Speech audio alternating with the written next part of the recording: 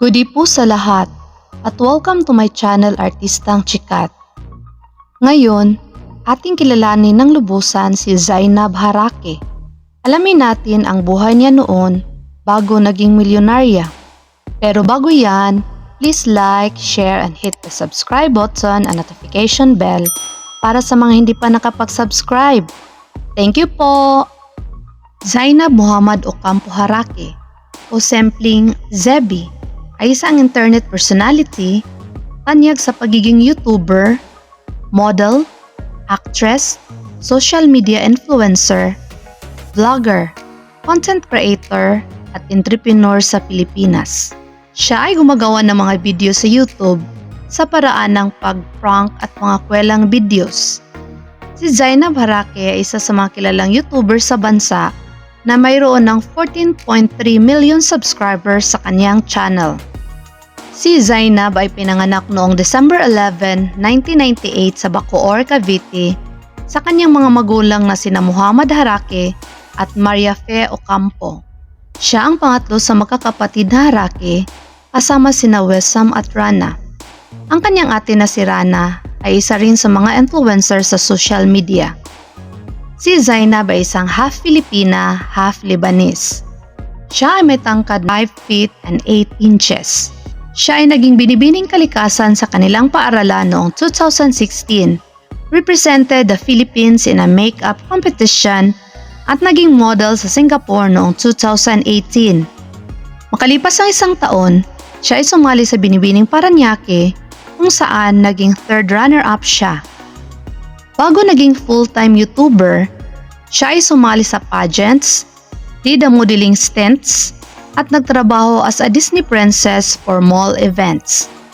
At inilala ni Zainab Harake ang buhay niya bago pa siya naging isang milyonarya.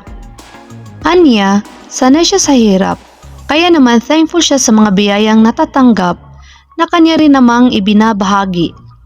Masasabi niyang sobra-sobra kasi ang kanyang tinatamasa ngayon kumpara noong panahong wala silang makaing magkakapatid.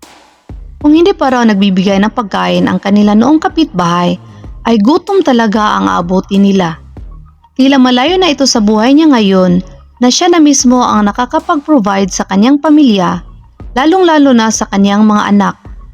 Hindi rin niya nakakalimutan ang mga taong higit na nangangailangan sa lansangan bilang pagbabahagi rin ng kanyang mga natatanggap na biyaya. Sa mga contents niya ay ang pagtulong sa mga nasalanta at nasunugan. At masayang-masaya siya sa kanyang ginagawa. Kaya kahit milyon na ang kinikita, aminado siyang hindi lamang sa kanya lahat ito napupunta. Ang mahalaga raw umano, mayroon din ang lahat ng mga taong nasa paligid niya. Mayroong 2 anak si Zainab, ang kanyang adopted son na si Lucas at si Zibiana o Baby Bia. Inilahad ni Zainab Harake kung paano niya napagdesisyon ng ampunin ang panganay niyang anak na si Lucas. Si Lucas ang adopted 7-year-old son ng Pinay vlogger. Ayon kay Zainab, nagdesisyon siyang ampunin si Lucas nang may nanghingi ng tulong sa kanyang ina.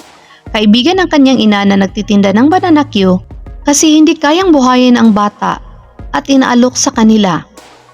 18 years old pa lamang si Zainab noong inampun niya si Lucas. Ayon pa kay Zainab, may sakit noon si Lucas sa dugo at 5 days old pa noon si Lucas at siya talaga ang nagpapaaraw kay Lucas. 18 years old pa lamang si Zainab noong inampun niya si Lucas. Wala pa naman sa plano niya that time. Wala siyang boyfriend, walang experience sa live-in partner, walang anything.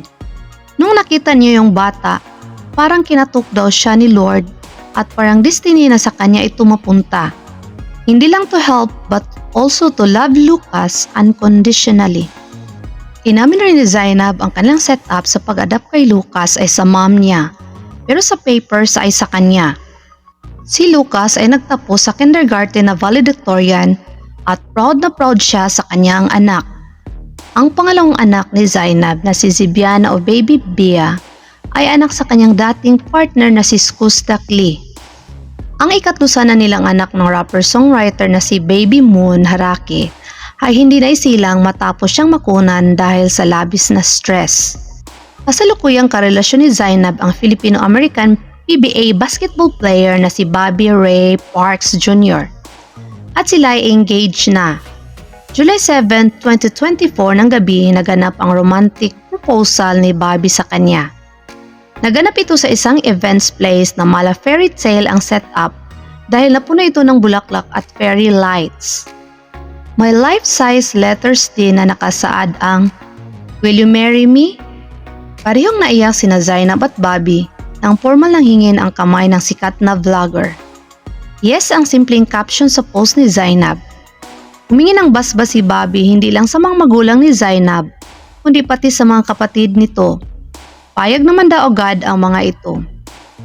Inihayag na rin kumakailan ng dalawa ang planong dream wedding na magaganap umano sa 2025. Alamin naman natin ngayon kung gaano kalaki ang kinikita ni Zainab Harake. Pep.ph has previously done some calculations on celebrities' earnings on social media. Ayon sa source ng isang YouTube account na mayroong mahigit 100,000 subscribers and more than 2 videos per day can earn as much as 100,000 pesos from ads per month. Depende sa number of views. Kapag ang celebrity vloggers ay mayroong mahigit 10 million subscribers, can earn at least 5 million to 11 million, depending on the number of brand intrusions they have on their vlogs. So, kay Zainab, it should not come as a surprise na magkaroon ng 6 to 7 digit figures sa kanyang YouTube ads. At dahil dyan, nakabili si Zainab ng mga mamahaling sasakyan.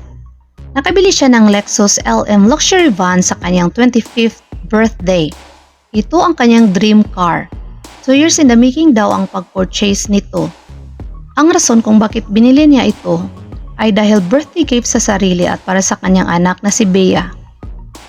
Based on the brand's website, ang LM35H 7-seater hybrid electric starts 7,578,000 pesos, while the LM350H 4-seater hybrid electric starts 11,808,000 pesos. Nakabili rin siya ng Ram Rebel pickup truck para sa kanyang 7-year-old adopted son na si Lucas. At ito ay nagkakahalaga ng more or less 5 million pesos. Nakabili rin siya ng black Toyota Alphard na isang minivan na nabili niya noong 2021 worth 5 million pesos. Walang hanggang pasasalamat sa Panginoong Diyos si Zainab sa lahat ng blessings na kanyang natanggap. Thank you for watching. Please don't forget to like, share, and hit the subscribe button and notification bell. God bless you all!